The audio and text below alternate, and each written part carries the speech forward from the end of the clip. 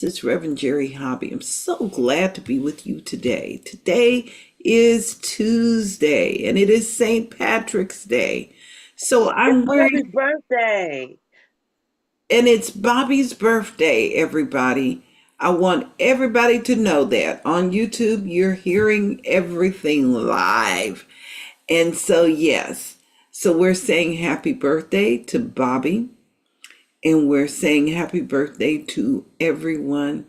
And so I'm in teal today, and teal in my book represents green. So we're getting closer to green now. I'll put some other accents on, but today I'm not going to get pinched unless I want to be pinched. There we are. But right now, we get to warm the field of life. We're going to warm it with laughter. We're going to warm it with humor. We've already done that. But right now, what I'd like to invite you to do is to join me by simply being still, entering into the silence for a few moments, and just breathe with me.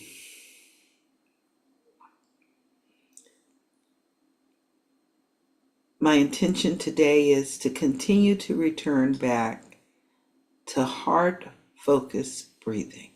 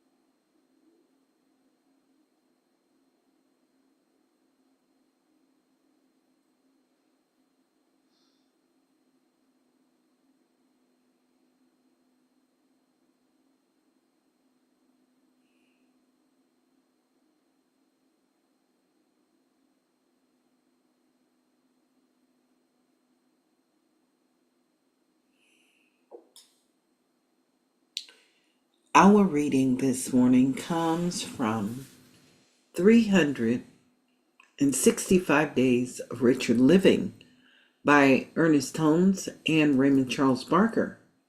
And today's reading is entitled, I See with the Eyes of God. And we take from our biblical reading, John chapter 9, verse 25. One thing I know, that whereas I was blind, now I see. The ancients said that there is an all-seeing eye, and that if we could cause our physical eyes to see with its vision, we should be looking at things as they really are. But is it not true that too often we see with a blurred vision because we're so confused mentally? The all-seeing eye of God by its very nature, being one and only, must forever see things as they really are. This is why Jesus said to judge not according to appearances, but to judge righteously. We cannot expect to draw a pattern of this right seeing from the objective world of confusion or our inner thoughts of doubt and fear. Therefore, we are told to see and act according to the patterns shown to thee in the mount. That is, we're to look and think independently of the confusion around us. We are to view everything as we feel the divine, infinite, and perfect being must know and understand its own creation to be. This is seeing with the eyes of God. Today, I'm seeing with the eyes of the divine. I am looking at things in a perfect and direct way. I am seeing through confusion to peace, through doubt to certainty, through fear to faith. Quietly, then I review myself, those around me, and everything that occupies my attention, bringing to mind a broader vision, a deeper insight, a more complete perspective of the infinite harmony, which I know is back of and in and through everything that God has made. I'm keeping my eyes single on this one truth that God has done is what God has done is good. Therefore, my experiences are good. What God has created is wonderful. Therefore, I am surrounded with good. In calm judgment, then I sit quietly with myself and in my imagination look around and see everything according to the divine pattern. As I do this, everything I look upon shall become transformed and reborn. I'm inviting you to sit with those words this morning. I'm inviting you to see from the eyes of God. And when we see from the eyes of God, we see from the eyes of love. Just breathe and let's sit a while in this quiet, seeing with our imagination, the single eye of God.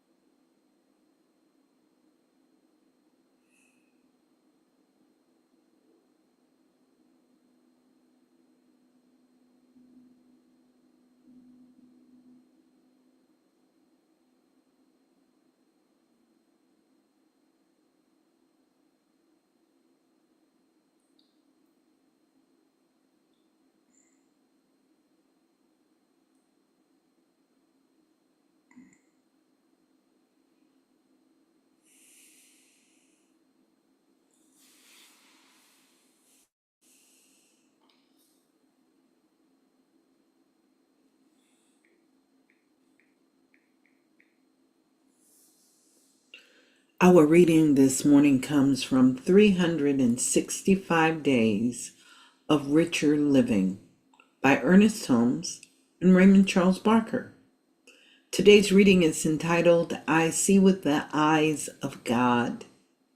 And we start first with the biblical reading, John chapter 9, verse 25. One thing I know, that whereas I was blind, now I see. The ancients said that there is an all-seeing eye, and that if we could cause our physical eyes to see with its vision, we should be looking at all things as they really are. But it is not true.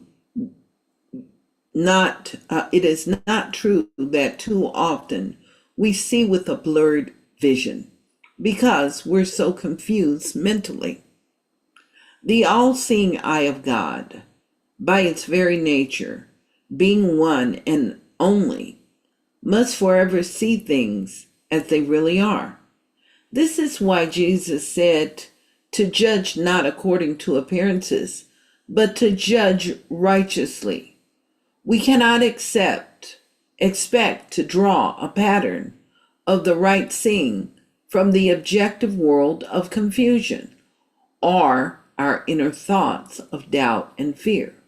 Therefore, we are told to see and act according to the pattern shown to thee in the mount. That is, we're to look and think independently of the confusion around us. We're to view everything as we feel the divine, infinite, and perfect being must know and understand its own creation to be. This is seeing with the eyes of God. So I'm inviting you right now to exercise the wonderful blessing, the wonderful opportunity to exercise a new pattern, to support the seeing through the eyes of God by the power of your voice. This is part of how we get to quiet a lot of confusion around us. So I invite you to unmute yourselves right now. And I'm going to invite you to repeat after me with authority today. Today, I am seeing with the eyes of the divine. I am seeing with the eyes of the divine. I am looking at things in a perfect and direct way. I'm looking at things in a perfect and direct way. I am seeing through confusion to I'm seeing through confusion I'm seeing through confusion to peace, to peace, through doubt to certainty, through doubt to to certainty, through fear to faith. through fear to faith. Quietly, then I review myself, those around me, and everything that occupies my attention. and everything that occupies my attention. Bring to them a broader vision, Bring to them a broader vision, a deeper insight, a deeper insight, a more complete perspective a more complete perspective of the infinite harmony, which I know is back of, and in and through everything that God has made. and through everything that God has made. I am keeping my eyes single I am keeping my eyes single to this truth to this truth that God has done is good. Therefore, my experiences are good. My experiences are good. What God has created is wonderful. What God has created is wonderful. Therefore, I am surrounded with good. Therefore, I am surrounded with good. In calm judgment, In calm judgment, then I sit quietly with myself. then I sit quietly with myself. And in my imagination, And in my imagination, look around and see everything according look around and see everything according to the divine pattern. to the divine pattern.